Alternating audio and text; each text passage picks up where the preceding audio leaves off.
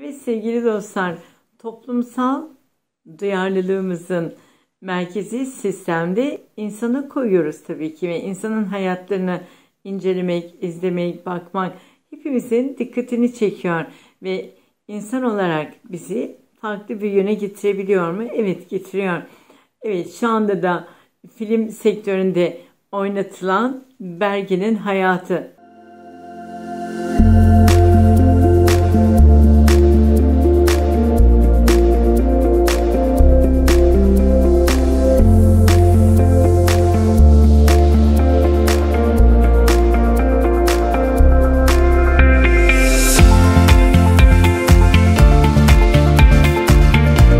Sosyolojik ve toplumsal olarak baktığımızda insanlar merak ediyor bir insanın hayatı ve orada bir acı var, orada bir hikaye var. Ne olduğunu merak ediyor. Hatta bu konuda çekim yapalım bir izleyeyim noktasına gittiğimizde eşimle birlikte yer bulamadık. Arka arkaya ayrı yerlerde oturmak zorunda kaldık. Çünkü insanların dikkatini çekiyor, merak ediyor. Evet, Bergen'in hayatını şöyle bir kontrol ettiğimizde çocukluğunda gelen travmatik olaylar, anne babanın ayrılığı ve babaya olan aşkı, enerjisinin bir anda anne ve babanın bir davranışında kopup gitmesi çocukta yarattığı izler, o uzaklaşması babadan ve yıllarca görmemesi, annesinin yasak koymuş olması, ondaki travmatik olayların üst üstüne geldiği noktada yetenek ve becerisi olan sesle ilgili aldığı eğitimler küçük yaşta onda farklı hayaller, farklı dünyaların beslenmesine sebep olan güzellikler vardı. Film akıcı olarak baktığımızda güzel. Fakat şu da bir gerçek var. Hepimizin aldığı kararlar, aldığı yolculuklar vardır hayatta.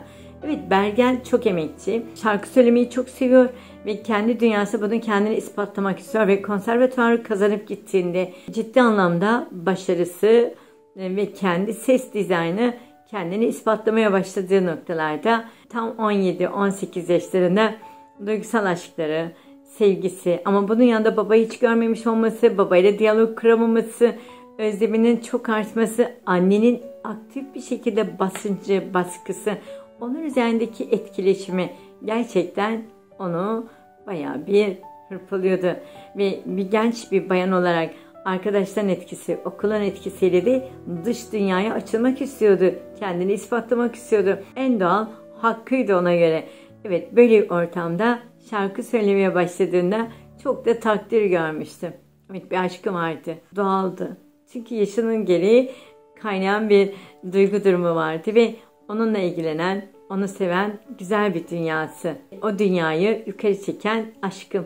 Fakat annesinin engeli üzerine aşkı ona doğru gelemedi. Bir yerde yarım kaldı. Fakat bu sürecin içinde annenin derse odaklı olması ve bu konuda baskı yapması, kurallar noktasında mahalle baskısı, el alem ne der, el alem ne söyler ve oradaki sistemde genel konsepte ailelerde yaşanılan olayın içsel ve dışsal o baskı olayı ister istemez insan üzerindeki etkileşimleri anlatılıyor. Evet, sosyolojik olarak baktığımız zaman sosyal yapıdaki kimliğimizde kolay bir nokta değil.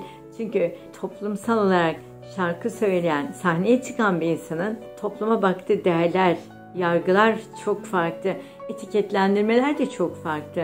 Şimdi oradan bakınca, dışarıdan bakıp projeksiyon tuttuğumuzda o dönemlerde hele de kolay bir süreç değil. Şimdi takdir görüyor ama orada o kadar kolay bir süreç o dönemlerde değildi. Para kazanmaya başladığında başka beyefendilerin devreye girmesi ve onun o yoksun olan baba duygusunu tamamlama noktasında yaşı ileri. Bir beyefendinin söylemsel ifadeleri, ona sunduğu şaşanın kendi dünyasını sorgulamadan, sormadan, araştırmadan kaptırıp gitmiş olması ve ta ki onunla birlikteliği yaşayana kadarki verdiği kararlar.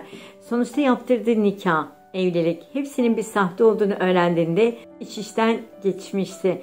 Çünkü beyefendi evli, çocukları olan bir aile kimliğiydi. Kendine bir heyecan arıyordu. Gerçekten sevgiyle başlayıp rahatsızlığı ilerleyip saplantıya, tutkuya, en sonunda şizofreniye geçen bir bağlantısı vardı. Ama şu da bir gerçekti. Gerçekten kıskanıyordu. Bunun için de her türlü baskı yapıyordu. Onun dünyasına verdiği sözler, sesini çok güzel sahnelerde, konserlerde, hani plaklarda seni yücelteceğim, büyüteceğim derken sadece eve kapatıp bir ekmek almasın dahi yasaklanan bir ortamda büyümesi, gelişmesi ona çok acı veriyordum. Alkol aldığında şiddet, yani saldırganlık ve aciziyet. Çünkü annesi başka bir şehirdeydi ve ona yardımcı olamıyordu. Ve bu anlamda da çünkü annesini de silip geçmişti. Ve bu konuda da sosyal olarak baktığımızda toplumsal yaraların, acının insan dünyasındaki yalnızlaştığı ve yalnız adım atmakta zorlaştığı ve hiç kimsenin sizin elinizi tutmadan tamamen bu yönde kabul noktasına geçen duygu durumlarının savaşının akabinde kendini kurtarma çabası kolay değil sevgili dostlar. O mücadele, o değer, o enerji yakalamak da kolay değil. Ve onu bulduğunda, uzaklaşmak istediğinde babasının vefat ettiğini öğrendiğindeki yıkılması, tam bu boşlukta da o beyefendinin tekrar gelip gerçek bir düğün yapacağım dedi, söz verdiğinde tekrar bir dönüş yapması hasta bir insana ve oradaki yolculuğunda ve kaçan noktasında biri kovalayan, kendi dünyasını yaşamadan hep bir basınç ve baskıyla giden bir dünya. Şizofrenik vakanın çok daha ileri safhasına vurulmalar, ölüme götüren bir hikaye. Evet sevgili dostlar, hayatımızın her köşesini alabileceğimiz bir satır arası var. Kendimize yapıştırabileceğimiz bir durum var. Önemli olan burada nedir? İşte kendini aklayabilmesi için hanımefendinin, Bergin'in evlenmek ve nikah yapmak adına evlendi, nikah oldu diyebilmek için her şeyi göze alması. Fakat hasta bir iki insanın aynı davranışları, aynı kıskançlığı, aynı şiddeti uygulamış olması, ondaki ciddi ızdıraplar ve travmatik olaylar.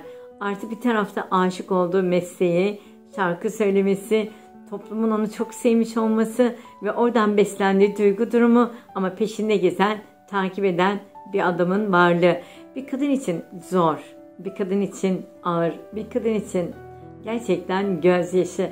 Ve şu anda sokaklarda, evlerde saldırıya uğrayıp şiddete uğrayan kadınlarımızın sondaki o ölüm noktasında işte bu karelerin içinde çok resimler var. O resimleri satır arasında iyi okumamız gerekiyor. Yanlış yanlışı getiriyor sevgili dostlar. Aldığımız kararların dönüşümüne çok dikkat etmemiz gerekiyor. Hasta bir kimlikle yürümek, hasta bir insanla hayatı travmatik birikimlerle omuzlamak o kadar da kolay değil.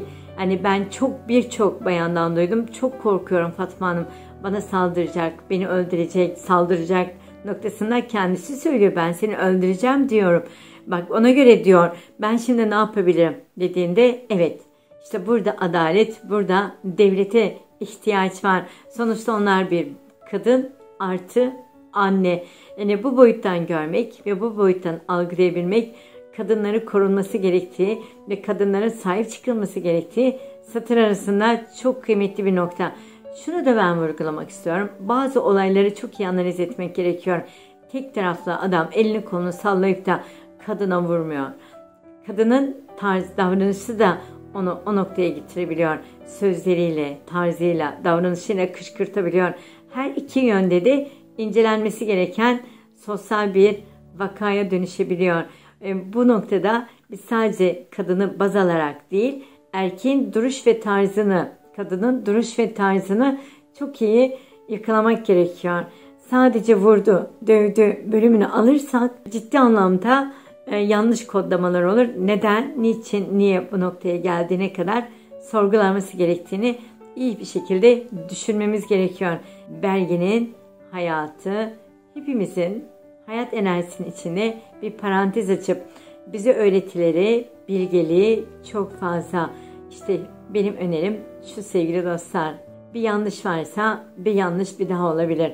Değişmeyi kabul etmiyorsa, değişeceğim deyip aynı yolda gidiyorsa, hani deriz ya, çekirge bir sıçrar, iki sıçrar, üçüncüsünde maalesef sıçramayı durdurur.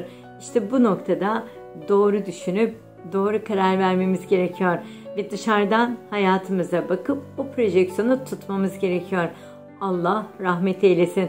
Bize bıraktığı müzikler çok çok güzel. Bergen'in bir Mersinli olarak Bergen'le büyüdüğümüzü biliyorum. Onun birçok hayat tarzını duyduğumu da biliyorum. Ve gerçekten onun toplumsal baskısı, babasız olması, artı mahalle baskısı, annesinin çizgisi ve kendini bulduğu noktalar ve vefat etmesi. Bunlar hepsinin toplamında insan yazıyoruz. İnsanız, başımıza her şey gelebilir ama oradan da o gelen noktayı çıkartacak olan yine bizim aklımız, fikrimiz sevgili dostlar. Akıl ve fikrin her zaman yanında ve yanımızda olması temennisiyle. Efendim sevgiyle, sevgide kalın. Hoşça kalın.